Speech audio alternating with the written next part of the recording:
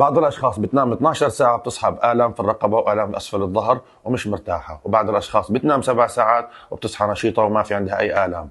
في هذا الفيديو حنستعرض مجموعة من أنواع وأساليب النوم الصحيحة والخاطئة، وبعدها بتقرر الطريقة المناسبة لك. النوم على البطن، هذه الوضعية هي الأسوأ فتجنبوها، لأنها تؤدي إلى آلام في أسفل الظهر وثاني في فقرات الرقبة والعمود الفقري، لأنها أيضا قد تزيد خطر الإصابة بحصوات الكلى، وأيضا تضغط على الرئتين فتتعب القلب لأن الدم لا يتدفق بشكل صحيح إليه وإلى الدماغ. ولتقليل مساوئ هذه الوضعية ينصح بوضع وسادة أسفل البطن للحفاظ على استقامة العمود الفقري، ووسادة لملء الفراغ بين الأذن والكتف تحت الرقبة. ومن مساوئ النوم على الظهر أنه يزيد من حالات الشخير وحالات توقف التنفس أثناء النوم التي هي مرتبطة جدا مع النوم على الظهر.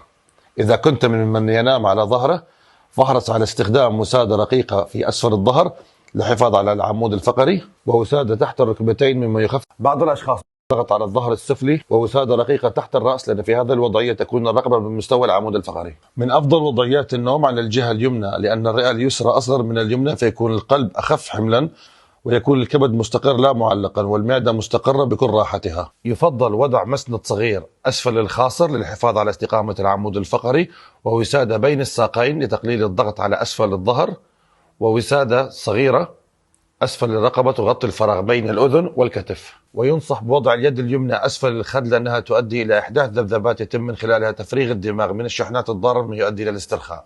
ومن مساوئ النوم على الطرف الأيسر أن الكبد موجود على الطرف الأيمن من الجسم، وهو أثقل الأحشاء الموجودة في الجسم، فيبقى معلقا فيضغط على القلب فيتعبه، ويضغط على المعدة فيؤخر إفراغه.